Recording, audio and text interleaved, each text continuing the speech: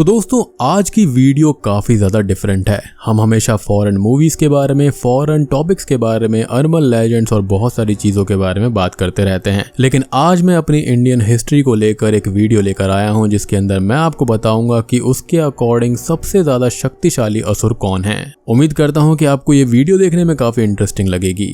अब देखो यहाँ पर हम बात कर रहे हैं आज से हजारों साल पहले की, तो इन सब के लिए बहुत ज्यादा पिक्चर्स अवेलेबल नहीं है, लेकिन जो आप इन्फॉर्मेशन है उसको सुनिएगा, आपको सुनकर काफी मजा आएगा। और अगर आपको ये वीडियो अच्छी लगती है और अगर आप चाहते हैं कि मैं इस टाइप की और भी वीडियोस लेकर आऊं, जैसे कि पिशाच क्या होता है, डायन क्या होती है, या फिर यक्षिणी या फिर और बहुत कुछ, तो इस वीडियो को एक लाइक कर देना। इस वीडियो के ऊपर कम से कम 10,000 लाइक्स आने चाहिए, जिसके चलते अगला पार्ट जल्दी से जल्दी आएगा। तो चलिए अब बिना किसी देरी के चलते हैं सीधा वीडियो की तरफ।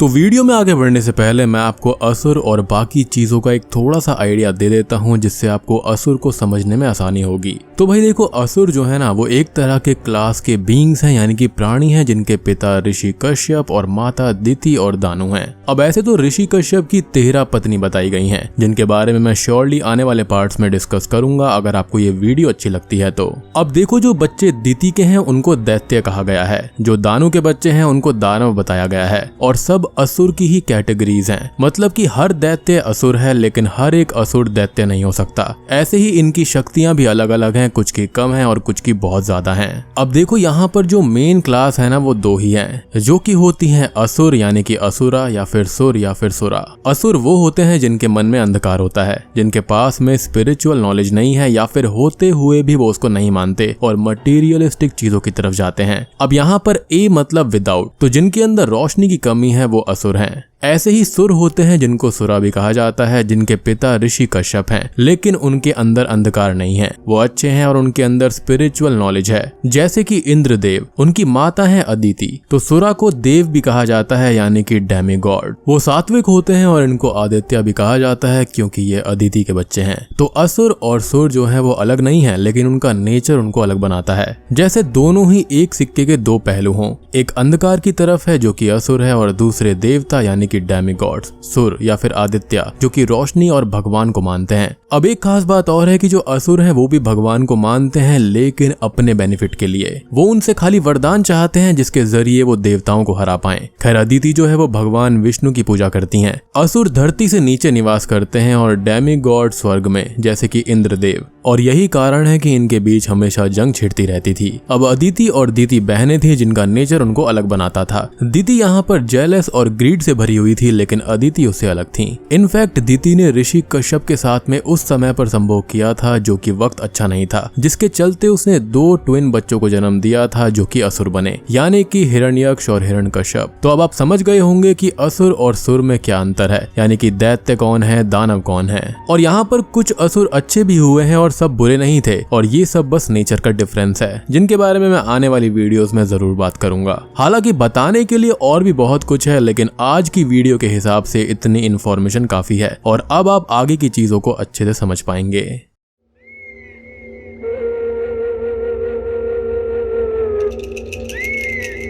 ताड़कासुर एक बहुत ही शक्तिशाली और बुद्धिमान असुर था, जिसके पिता वज्रंग और माता वज्रंगी थी। अब दिति अपनी बहन अदिति से बहुत ही ज्यादा जलती थी, जो कि देवों की माता थी। दिति ने अपने पति ऋषि कश्यप से ये कहा कि उनको एक ऐसा बच्चा चाहिए जो कि देवताओं तक से ना हार पाए, जिसके बाद उन दोनों को एक बच्चा हुआ, जिसका नाम उन्होंने वज्रंग रखा। वज्रंग का पूरा शरीर ऋषि कश्यप ने बहुत ही अटूट बनाया था, और वो अपनी माँ के एक आदेश पर सबसे पहले तो इंद्रदेव को और फिर बाकी के देवताओं को कैद कर लेता है। अब यहाँ पर अदिति अपने बच्चों की रिहाई के लिए ब्रह्मा जी के पास में जाती हैं, और उन्होंने उनसे विनती करी, जिसके बाद में ब्रह्मा जी ने वज्रंग को देवताओं को आजाद करने के लिए बोला, लेकिन उसने ये कहते हुए मना कर दिया कि ये उसकी माँ का आदेश था और वो उसके खिलाफ नहीं जा सकता। जिसके बाद में ब्रह्मा जी ने वज्रंग के लिए एक पत्नी वज्रंगी को बनाया, और वज्रंग को उससे बहुत ही ज्यादा प्यार हो गया था, और उन दोनों के विवाह के बाद में वज्रंग ने देवताओं को छोड़ दिया।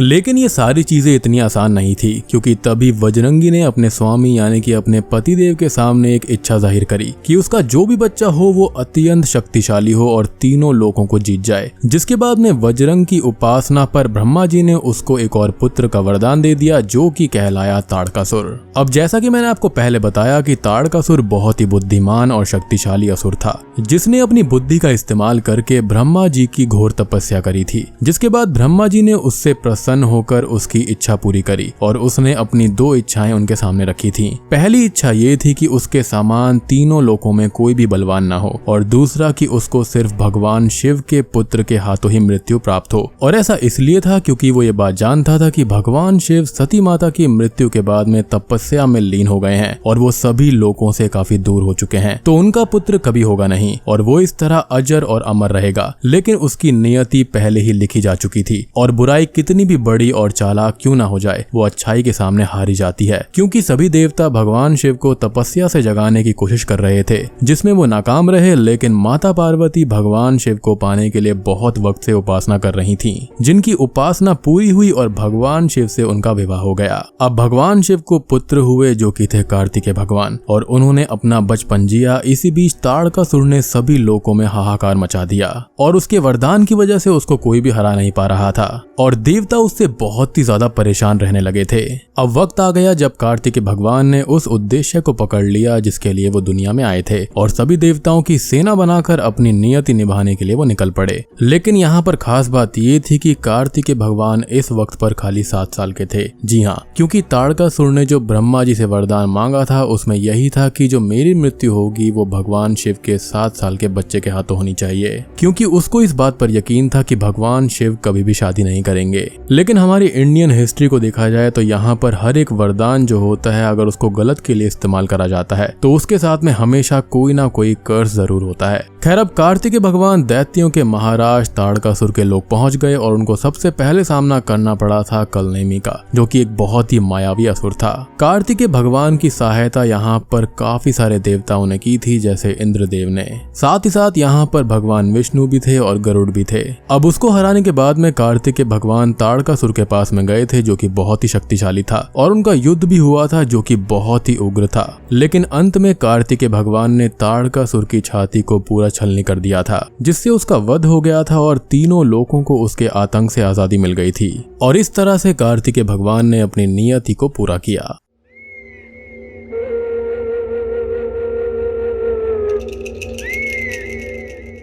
अब अगला असुर है नरकासुर। अब एक बहुत ही बड़ा असुर था जिसका नाम हिरण्यक्ष था, जो कि अपनी शक्ति से पृथ्वी को पाताल लोक तक खींच कर ले गया था और पूरी धरती पानी में डूब गई। अब उस वक्त भगवान विष्णु ने अपना तीसरा अवतार वराह अवतार लेकर हिरण्यक्ष का वध किया और पृथ्वी को बचाया और उसको समुद्र से बाहर ले आए। और तब उनके पसीने का एक कतरा पृथ्वी के ऊपर जा गिरा, जिससे कि नरकासुर उत्पन्न हुआ। नरकासुर भगवान विष्णु के पसीने से बना हुआ था और पृथ्वी से उत्पन्न हुआ था, तो उसने उन दोनों को अपना निर्माता माना और उनको अपने माता पिता की तरह ही मानने लगा। उसने भगवान विष्णु से, जो कि अभी अपने वराह अवतार में थे, उनसे ऐसा वरदान मांगा कि उसे उसकी माता धरती के अलावा कोई कभी ना मार पाए और बहुत शक्तिशाली वो हो जाए। साथ ही साथ भूमि देवी ने उसके लिए भगवान विष्णु से ये वरदान मांगा कि उनका ये पुत्र तभी मरे जब खुद भगवान विष्णु ऐसा चाहें। भगवान विष्णु ने उसको वरदान तो दे दिया, साथ ही साथ उसे अपना एक वराह का दांत भी दिया, जिसे वो तब इस्तेमाल कर सकता था जब परिस्थिति उसके बस से बाहर हो जाए। उनका ये कहना था कि इस दांत को जिस पर भी वो अस्त्र की तरह इस्तेमाल करेगा वो मारा जाएगा, जिस पर नरकासुर को बहुत ही ज्यादा खुशी हुई। लेकिन भगवान विष्णु ने उससे ये कहा कि वो अपने जीवन में जो भी काम करे वो भलाई के लिए ही करे और कभी भी वो कोई बुरा काम ना करे, जिस पर वो मान जाता है।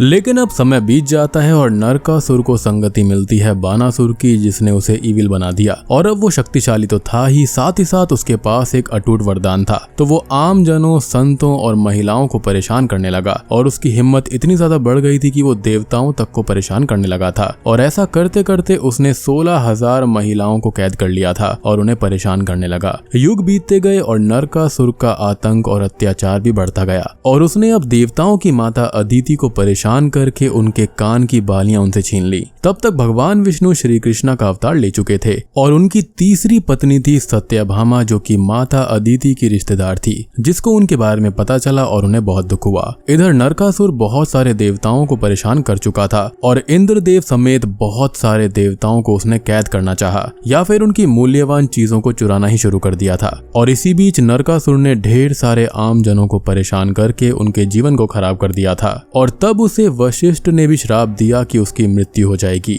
अब इधर सभी भगवान और सभी देवता श्री कृष्णा जी के पास गए और उनसे मदद मांगने लगे। और जब उनको ये सब पता चला तो वो बहुत ही ज्यादा क्रोधित होकर नरकासुर का वध करने निकल गए। और उनके साथ में सत्यभामा भी गई थी, जो कि नरकासुर से पहले से ही बहुत ज्यादा नाराज थी। और अब अपनी शक्ति और वरदान के घमंड में चूर नरकासुर ने श्री कृष्णा जी से युद्ध किया, जो कि 14 दिनों तक चला था। और अब उसने अपने सबसे बड़े हथियार भगवान विष्णु के दिए हुए दांत को ही श्री कृष्णा जी पर इस्तेमाल कर दिया, क्योंकि वो ये बात जानता था कि जिससे उसका युद्ध हो रहा है वो शक्ति में उससे जरा भी कम नहीं है। और उस दांत के वार से श्री कृष्णा जी बेहोश हो गए थे और अब सत्यभामा नरकासुर को मारने उससे युद्ध करने लगी। लेकिन तभी श्री कृष्णा जी कुछ ही देर के बाद में होश में आ गए थे और ये देखकर नरकासुर के पैरों के नीचे से जमीन खिसक गई, क्योंकि अगर भगवान विष्णु के दिए हुए अस्त्र से किसी की मृत्यु नहीं हुई है तो वो खुद स्वयं भगवान विष्णु के ही रूप होंगे। और अब नरकासुर ने अपने किए के लिए माफी मांगी, लेकिन उसने हद से ज्यादा पाप किए थे, इसलिए सत्यभामा ने श्री कृष्णा जी के सुदर्शन चक्र से उसका वध कर दिया।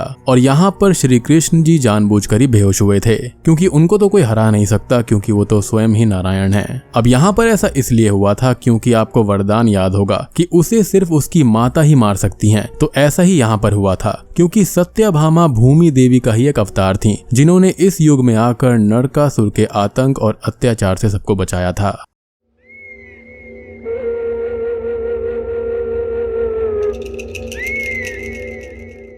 अब अगले असुर का नाम है रक्तबीज, जो कि काफी भयानक है। अब रक्तबीज का नाम जितना अलग है उससे भी कई ज्यादा अलग और स्ट्रेंज उसकी पावर्स हैं, जो कि उसको एक वरदान में मिली थी। अब एक बहुत ही शक्तिशाली और बलवान असुर राजा था रंभ, जिसने अपनी प्रजा को हमेशा कष्ट में रखा और देवताओं को भी परेशान कर दिया था, जिसको इंद्रदेव ने ही मार दिया जब वो अमर होने के लिए तपस्या कर रहा था। अब समय आगे बढ़ा और रंभ का पुनर्जन्म हुआ, जो कि बना रक्तबीज, और वो अपने पुराने रूप की तरह ही अतः शक्तिशाली था और साथ ही साथ बुद्धिमान भी था और निर्दयी और क्रूर भी था। अब उसे ये बात पता थी कि जिस दिन वो अपने चरम पर आकर किसी देव से जंग लड़ने जाएगा तो उसकी मृत्यु निश्चित है, इसलिए उसने सबसे पहले तपस्या करी और वरदान मांगा अमर होने का। लेकिन ऐसा वरदान देने से भगवान ने मना कर दिया, तो चालाक रक्तबीज ने वरदान ये मांगा कि जब भी वो जंग में लड़ने जाए तो उसके शरीर से निकले एक एक रक्त के कतरे से एक नया रक्तबीज पैदा होगा, और ये वरदान उसको मिल गया। अब उसके पास में एक ऐसा अटूट वरदान था जिसे कोई भी देवता चाहते हुए भी नहीं तोड़ सकता था,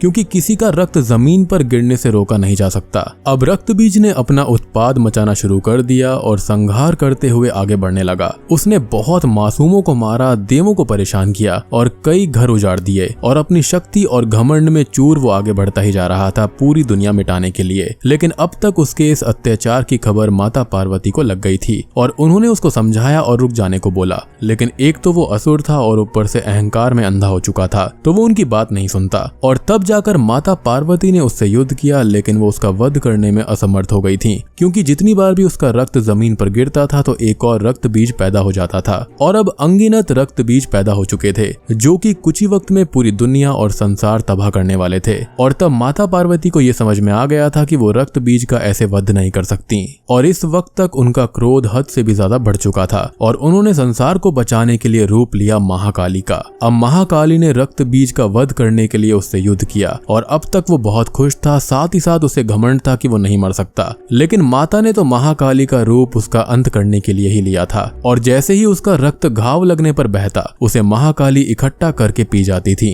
और बस अब होना क्या था, यहाँ पर माता पार्वती समेत और माताओं ने उसके ऊपर वार किया, और यहाँ पर जो काली माता थी वो उसका खून पीती जा रही थी।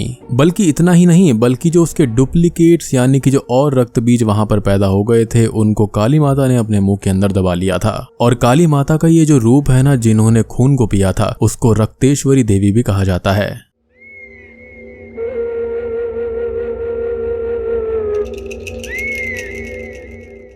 अब अगला जो असुर है उसके बारे में हम सब जानते हैं, जिसका नाम है कुंभकर्ण। कुंभकर्ण यहाँ पर रावण का छोटा भाई था, जिसकी माता का नाम केकसी और पिता का नाम विश्रवा था, जो कि एक बहुत बड़े ऋषि और ब्राह्मण थे। कुंभकर्ण के पास भी अपने भाइयों के जैसे ही बहुत तेज बुद्धि थी, लेकिन उसके पास उन दोनों से अलग एक बहुत ही बड़ा और भारी भरकम शरीर था और बहुत ही ज्यादा बड़ी भूख थी उसकी। उसके दोनों भाई बहुत ही ज्यादा तपस्या किया करते थे, और वो भी एक बहुत बड़ा तपस्वी था, जिसने भगवान ब्रह्मा की तपस्या करी थी, जिसके बाद भगवान ब्रह्मा उसे वरदान देने आए थे और ये चीज सभी देवता और इंद्रदेव देख रहे थे और उनको ये मालूम था कि कुंभकर्ण स्वर्ग लोक का राजा बनने का वरदान मांगने वाला है, क्योंकि उसकी भूख वहीं पर मिट सकती है। इसलिए इंद्रदेव ने अपना आसन बचाने के लिए कुंभकर्ण की मति भ्रष्ट कर दी थी, जिससे वो इंद्रासन मांगने वाले थे, लेकिन उन्होंने गलती से निद्रासन बोल दिया था और अब बोली निकल चुकी थी तो उसे पूरे जीवन सोने का वरदान मिला, जिसके लिए रावण ने आकर ब्रह्मा जी से इसकी अवधि कम करने को कहा था। तो उन्होंने उसे 6 महीने सोने, फिर एक दिन उठकर खाने पीने और तबाही मचाने के लिए हाँ कर दिया और फिर 6 महीने उसको सोने का वरदान दिया। यानी कि वो 6 महीने सोएगा,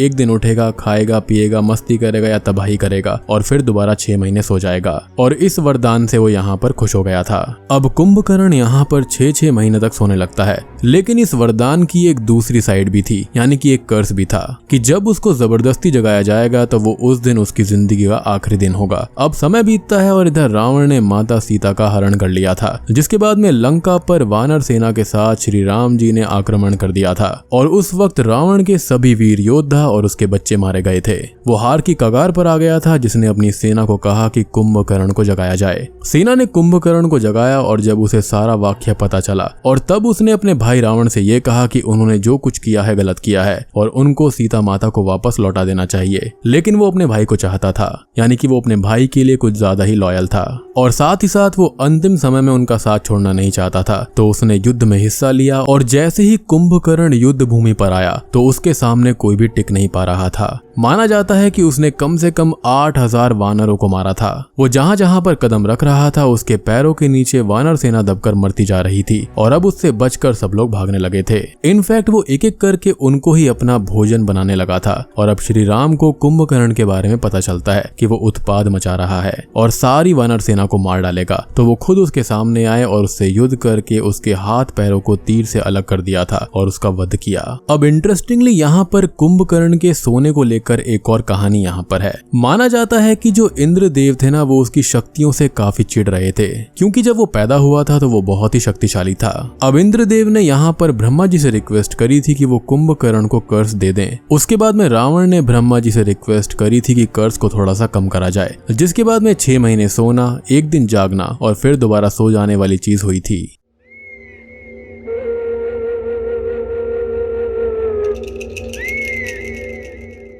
और अब हम बात करेंगे सबसे ज्यादा मायावी और सबसे ज्यादा शक्तिशाली असुर के बारे में, जो कि है रावण, जिसको डीमंस का राजा या फिर असुरों का राजा भी कहा जाता है। रावण अत्यंत बुद्धिमान था, एक ब्राह्मण भी था और उसको वेदों की अच्छी जानकारी भी थी। रावण लंका का राजा था, जिसका जन्म हुआ था राक्षसी केकसी और ब्राह्मण विश्रावा के घर पर, जिससे उसके अंदर आधी चीजें अपनी माता की राक्षसों वाली थी और आधी चीजें थी अपने पिता विश्रावा के ज्ञान की, जिसके कारण वो दोनों ही चीजों में सबसे निपुण था और सबसे आगे था। रावण और कुंभकर्ण अपने पिछले जन्मों के अंदर हिरण्यक्ष और हिरण्यकश्यप थे और हिरण्यक्ष के बारे में मैंने आपको पहले ही बता दिया है। और अगर आप इसी तरह की वीडियोस के बारे में और भी जानना चाहते हैं तो कमेंट सेक्शन में लिख देना, क्योंकि ऐसे ढेर सारे इंटरेस्टिंग टॉपिक्स हैं जो कि मैं कवर करना चाहता हूं। और अगर ये वीडियो चलती है तो मैं इसका अगला पार्ट जल्दी से जल्दी लेकर आऊंगा, क्योंकि ऐसे ढेर सारे असुर हैं, दैत्य हैं, बहुत सारी चीजें हैं जो कि आपको सुनने में बहुत मजा आएगा। खैर, रावण शुरू से ही बहुत बुद्धिमान था, जिसने कभी वेदों का और कभी ग्रंथों का ज्ञान लिया। वो भगवान शिव का एक बहुत ही बड़ा भक्त था और उसने ही शिव तांडव स्तोत्रम की रचना करी थी, जिससे शिव जी काफी प्रसन्न हो गए थे। अब उसके पास में ज्ञान तो बहुत था और उसने शक्ति लेना भी शुरू कर दिया और धीरे धीरे बहुत युद्ध करे और जीते, और इस तरह अपने ही सौतेले भाई कुबेर से उसने सोने की लंका ले ली थी। सबसे बड़ी बात कि उसके ऊपर सुदर्शन चक्र और वज्र भी कुछ नहीं कर सकते थे, क्योंकि ब्रह्मा जी से उसको वरदान मिले हुए थे। साथ ही साथ वो लॉर्ड शिवा यानी कि शिव जी का बहुत ही बड़ा भक्त था। और जब उसके बेटे का जन्म होने वाला था तब उसने सभी ग्रहों को अपने पास कैद कर लिया था, यानी कि अपने पैरों के नीचे दबा कर रख लिया था, ताकि उसके बेटे का भाग्य हर तरह से सही हो जाए। लेकिन शनिदेव ने अपनी स्थिति बदल ली थी या फिर अपनी दृष्टि उस पर डाल दी थी, जिससे उसके बेटे के जीवन के अंदर मृत्यु योग आ गया था और उसने इसकी सजा शनिदेव को देने के लिए उन्हें भी कैद कर लिया, ताकि उनकी दृष्टि कभी किसी और पर ना पड़ पाए। और ये बेटा कोई और नहीं बल्कि मेघनाथ था, जो कि आगे चलकर इंद्रजीत के नाम से काफी ज्यादा प्रसिद्ध हुआ, क्योंकि उसने इंद्रदेव को हराया था। और अब रावण सर्व योग आ गया था और उसने इसकी सजा चुका था, जिसका उसे बहुत ही ज्यादा घमंड था और उसने अपनी बुद्धि का इस्तेमाल करके भगवान ब्रह्मा की तपस्या करी थी और उनसे ये वरदान ले लिया था कि उसे कोई भी देव, असुर या फिर अलौकिक शक्ति ना मार पाए। लेकिन वो अपनी शक्ति में अंधा इंसानों को भूल गया था। अब जब श्री राम वनवास में थे तब उसने माता सीता का अपहरण कर लिया, जो कि उसने खुद के लस्ट के लिए किया था। हालांकि वो माता सीता को कभी छू नहीं पाया था, लेकिन इसका रीजन ये नहीं था कि वो छूना नहीं चाहता था, बल्कि इसका रियल रीजन ये था कि उसको एक श्राप मिला हुआ था कि अगर उसने किसी भी औरत को हाथ लगाया उसकी मर्जी के बिना तो उसका सर जो है वो विस्फोट हो जाएगा हजारों पीसेस में। और अपनी जान को बचाने के लिए उसने ऐसा नहीं किया था। अब देखो, माता सीता का अपहरण करने के भी 3 कारण बताए जाते हैं जो कि मोस्ट फेमस हैं। पहला तो मैंने आपको बता ही दिया कि वो खुद ही बहुत ही ज्यादा लस्ट में था, वो चाहता था कि सबसे सुंदर औरत उसकी पत्नी हो। दूसरा कारण ये हो सकता है कि वो बहुत ही ज्यादा गुस्सा हो गया था क्योंकि लक्ष्मण जी ने यहाँ पर सुपर्णखा की नाक काट दी थी, यानी कि उसकी बहन की, जिस वजह से शायद उसने ऐसा किया। अब ऐसा करने पर उसने ये देखा कि माता सीता तो अत्यंत सुंदर हैं, जिसके चलते उसने माता सीता से विवाह करना चाहा था। एक तीसरा रीजन ये भी बताया जाता है कि रावण बहुत ही ज्यादा इंटेलिजेंट था। उसने कितने ही देवताओं के ऊपर जीत हासिल करी थी। उसको शिव जी से वरदान मिले थे, ब्रह्मा जी से वरदान मिले थे, लेकिन उसको एक वरदान और लॉर्ड विष्णु से मिला था, जो कि ये था कि अगर वो मारा जाएगा तो वो उनके ही अवतार के हाथों मारा जाएगा, जो कि कोई और नहीं बल्कि श्री राम थे। क्योंकि जो वरदान उसने ब्रह्मा जी से मांगे थे उसके अंदर इंसान का जिक्र नहीं था। और एक और चीज हमारी हिस्ट्री के अंदर ये लिखी गई है कि बाली और हनुमान जी सब जानते थे कि राम और लक्ष्मण जी उनके पास में आएंगे। अभी आपकी इच्छा है कि आप किस चीज को एक्सेप्ट करना चाहेंगे। और अब हम बात करते हैं उस कर्ज के बारे में, यानी कि उस श्राप के बारे में जिसके चलते रावण किसी भी औरत को उनकी इच्छा के बिना छू नहीं सकता था। तो भाई माना जाता है कि असल में कुबेर के बेटे नल कुबेर की पत्नी थी अप्सरा रंभा। तो मैंने आपको बताया था कि रावण के सौतेले भाई कुबेर थे, जिनके बेटे नल कुबेर की पत्नी थी अप्सरा रंभा, जिसे रावण ने हत्याना चाहा था। और रंभा ने यहाँ पर रावण को समझाने की कोशिश करी थी कि वो उनकी बहू है, लेकिन वो अपनी सीमा पार करने लगा। और तब जाकर रंभा ने उसको श्राप दिया कि जिस दिन भी वो किसी स्त्री को उसकी इच्छा के बगैर छुएगा वो भस्म होकर मारा जाएगा, और इसलिए ही उसने माता सीता को नहीं छुआ था। अब श्री राम ने वानर सेना के साथ में रावण के साम्राज्य पर हमला कर दिया और इसी बीच हनुमान जी ने उनके सोने की लंका जला दी थी और शनि देव को भी आजाद कर दिया था। और इसलिए ही माना जाता है कि जो कोई भी हनुमान जी की पूजा करता है उसके ऊपर शनि देव की दृष्टि नहीं पड़ती। खैर, रावण के पास में शक्ति के साथ साथ असुरों और राक्षसों की बहुत बड़ी सेना थी जो कि उसके लिए कुछ भी कर सकती थी, और वरदान तो उसके पास में था ही। लेकिन लेटर ऑन उसके ही भाई विभीषण ने श्री राम को बताया कि उसके पेट में अमृत कलश है और श्री राम यहाँ पर भगवान विष्णु के अवतार थे इंसानी रूप में, जिसके चलते उन्होंने रावण का वध कर दिया और इस तरह से सबसे शक्तिशाली असुर का वध किया गया था। तो दोस्तों, ये थी इंफॉर्मेशन इंडियन हिस्ट्री के हिसाब से सबसे शक्तिशाली असुरों के बारे में, जो कि पार्ट 1 है। अगर आपको ये वीडियो पसंद आती है तो इस पे ढेर सारे लाइक कर देना, कम से कम 10,000 लाइक कर दीजिए अगले पार्ट के लिए। और अगले पार्ट में मैं आपको ढेर सारी इंटरेस्टिंग चीजें और भी बताने वाला हूँ, जहाँ पर हम असुरों के साथ साथ दैत्य, पिशाच, चुड़ैल, डायन सबके बारे में बात करने वाले हैं, और वो टॉपिक तो और भी ज्यादा इंटरेस्टिंग होने वाला है। तो वीडियो पसंद आई हो तो लाइक कर देना, चैनल के ऊपर नए हैं तो सब्सक्राइब कर लीजिए और कमेंट करके बताना कि पार्ट 2 आना चाहिए या फिर नहीं। तो मैं आप सबको मिलता हूँ अगली वीडियो के साथ में, तब तक के लिए।